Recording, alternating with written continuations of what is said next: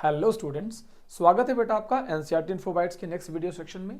आज हम class 12th biology से जेनेटिक्स का जो अपना पहला चैप्टर है उससे एक इंपॉर्टेंट टॉपिक डिस्कस कर रहे हैं बेटा, जिसका नाम है इनकम्प्लीट डोमिनेंस। आपको याद होगा principle of inheritance and variation वाले चैप्टर में हम इस टॉपिक पर बात कर रहे थे। इस टॉपिक की जो हम सबसे इंपॉर्टेंट चीज़ कहते हैं कि ये एक पोस्ट मेंडेलियन डिस्कवरी है। क्या है, मैंने यहाँ पर मार्क किया है बेटा, it is a post Mendelian discovery है, जो हमारे आपके काम की है कि मेंडल के बाद जेनेटिक्स का क्या फॉर्म हुआ।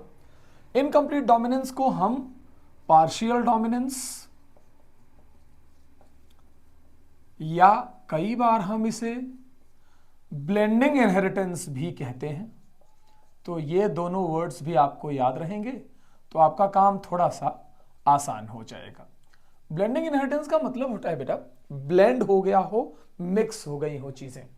तो जब हम इनकम्प्लीट डोमिनेंस पर डिस्कशन करने के लिए आते हैं तो आपको मैं याद कराता हूं एक पर्सन का नाम, जिनका नाम है कार्ल कोरेंस। याद कीजिए, ये वही पर्सन है जिन्होंने रीडिस्कवरी ऑफ मेंडेलियन वर्क में एरिक वॉन शर्मॉक और ह्यूगो डे व्रीज के साथ मिलकर काम किया। तो इनकम्प्लीट डोमिनेंस की डिस्कवरी भी कार्ल कोरेंस ने ही करी। डिस्कवरी बाय, यहां पर मैं नाम लिख रहा हूं, उनका नाम है Karl Correns. Let me remind you कि कार्ल कोरेंस हॉलैंड के साइंटिस्ट हैं और इन्होंने रीडिस्कवरी ऑफ मेंडेलियन वर्क में बहुत इंपॉर्टेंट रोल प्ले किया। तो कार्ल कोरेंस ने इसमें साथ क्या किया कि जब 1902 के दौरान कार्ल कोरेंस इस काम पर लगे हुए थे तो इन्होंने ये देखा कि कुछ ऐसे क्रॉसेस हैं जहां पर F1 प्रोजेनी अपने दोनों ही पेरेंट से मैच नहीं करती है।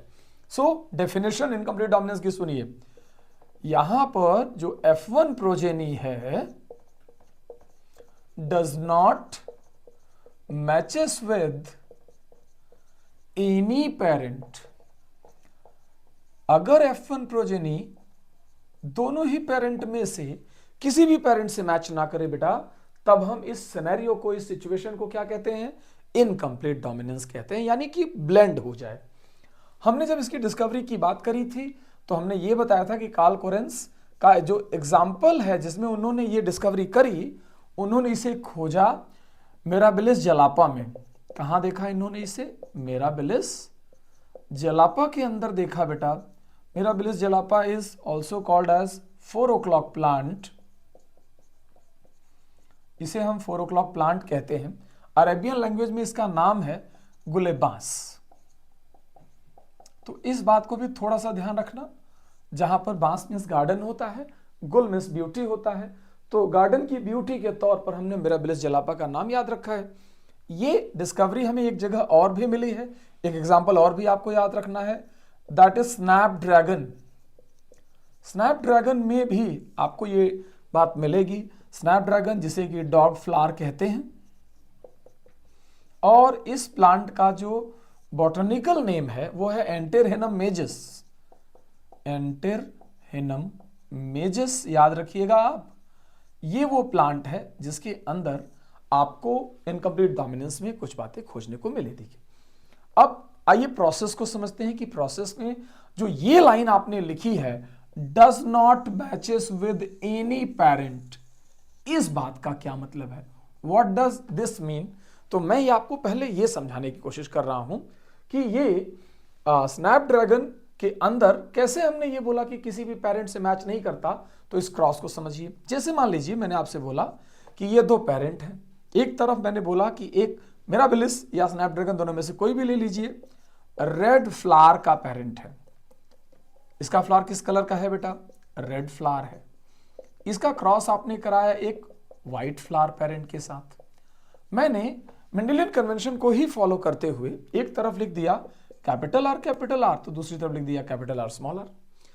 याद करिए, जब हम गैमेटोजेनेसिस पर जाते थे तो इससे गैमेट कैपिटल आर बनेंगे, इससे गैमेट स्मॉल आर बनेंगे, और इनकी सिनगैमी के बाद we have the genotype that is called as capital R and small R. ये जो जीनोटाइप है ये F1 प्रोजेनी का जीनोटाइप है और ये गैमीट्स रहे। ऊपर मैंने आपको पेरेंट्स की बात बताई। अगर मेंडल होते तो मेंडल पक्का ये कहते कि ये रेड बनेगा, because red is dominant while white is recessive. ये डोमिनेंट है और ये रिसेसिव है। ये जानते हुए भी हमने जब यहां पर देखा तो ये इनकम्प्लीट डोमिनेंट बोल दिया, इसे हमने बोला ये इनकम्प्लीट डोमिनेंट है, और इस वजह से जब हम डोमिनेंस में आए तो ये ऑर्गेनिज्म रेड न होकर के पिंक कलर प्रोड्यूस करता है। दिस इज द कंडीशन जहां हम आपको इनकम्प्लीट डोमिनेंस पर बात करते हैं। जब आप इसे वापस सेल्फिंग के लिए ले जाते हैं, इस ऑर्गेनिज्म का क्रॉस ऐसे ही किसी दूसरे ऑर्गेनिज्म से कराते हैं, तब आप देखते हैं कि F2 मिल जाता है। F2 में क्या सिनेरियो होता है कि इस तरह से ऑर्गेनिजम्स के कह सकते हैं रेशियोज हमारे पास आउटकम के तौर पर आते हैं। एक ऑर्गेनिज्म बनता है कैपिटल आर, दो बनते हैं कैपिटल आर स्मॉल आर, और एक बनता है स्मॉल आर। ये जो कैपिटल आर है ये प्योरली रेड कलर का है, ये जो दोनों हैं ये दोनों पिंक कलर के हैं, और ये जो दिख रहा है बेटा this is off white in colour. So अगर मैं आपसे कहूं कि जो दो चीजें हमारे पास आती हैं, एक को हम कहते हैं genotypic ratio, genotypic ratio is also 1:2:1, और अगर साइमल्टेनियसली मैं आपसे दूसरी तरफ लेकर चलूं which is called as phenotypic ratio, then it will be called as again 1:2:1, यानी 1:2:1 जीनोटिपिक रेशियो भी है, 1:2:1 फिनोटिपिक रेशियो भी है। तब हम इस क्रॉस को बोलते हैं कि ये इनकम्प्लीट डोमिनेंस की तरह काम करता है। सिमिलरली अगर आप इसी क्रॉस को दोबारा देखें स्नैपड्रैगन में भी तो बात वही की वही रहती है, इसमें कोई प्रॉब्लम नहीं है। जो हमें यहां नई बात जानने को मिली बेटा वो क्या मिली, दैट इन F1 आप कंक्लूजन समझिए। F1 में क्या हुआ, F1 में red and white gets mixed, red और व्हाइट क्या हो गए बेटा, मिक्स्ड हो गए। इसीलिए सिनोनिमस वर्ड मैंने यूज किया ब्लेंड। जानते रहिए कि मेंडल हमेशा प्योरिटी की बात करते थे। Mendel never talk about this blending. That is why it is called as exception of Mendelism. चूंकि Mendel never talk about the mixing, तो इसलिए हम इसको बोलते हैं कि जो ये क्रॉस, जो ये रिजल्ट हमें मिला वो कहीं ना कहीं एक्सेप्शन ऑफ मेंडलिज्म के तौर पर मिला। किसके तौर पर मिला, एक्सेप्शन ऑफ मेंडलिज्म के तौर पर। मेंडल इस चीज को नहीं समझते थे। सेकेंड थिंग, जब आप इस क्रॉस को और ध्यान से देखेंगे तो आपको एग्जैक्टली ये पता चल जाएगा कि भले ही F1 जनरेशन में रेड और व्हाइट दोनों ही नहीं आए, गायब हो गए थे, लेकिन F2 जनरेशन में सेम वही रिजल्ट ऑब्टेन हुआ जो मेंडल का हुआ करता था। तो यहां क्या कहानी रही, इन F2 अगर हम और आप ध्यान से देखें तो एक नए तरह का फेनोटिपिक सिस्टम और जीनोटिपिक सिस्टम आया। तो मैं बोलूंगा कि genotypic ratio is similar to Mendelian typical ratio। जैसे मेंडल का टिपिकल रेशियो हुआ करता था सेम वैसा ही है, दैट इज 1:2:1। बट दिक्कत क्या है बेटा कि जो मेंडल का फिनोटिपिक रेशियो हुआ करता था वो हुआ करता था 3:1। मेंडल का रेशियो क्या हुआ करता था 3:1। तो वो जो 3:1 है वो मॉडिफाई होके हो गया 1:2:1, because formation of these two pink is unique to the process.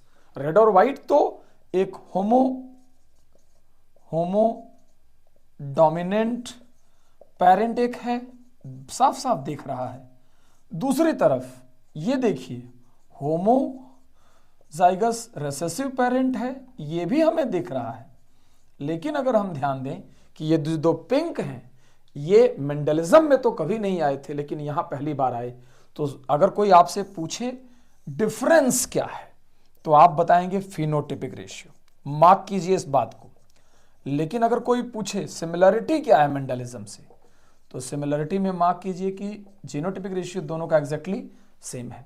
ठीक है बेटा, ये प्रॉपर बातें आपको इनकम्प्लीट डोमिनेंस में एकदम परफेक्ट एंगल दे देंगी, सो दैट आप जब इनके क्वेश्चन सॉल्व करें तो बहुत अच्छे से करें। टेक केयर बेटा।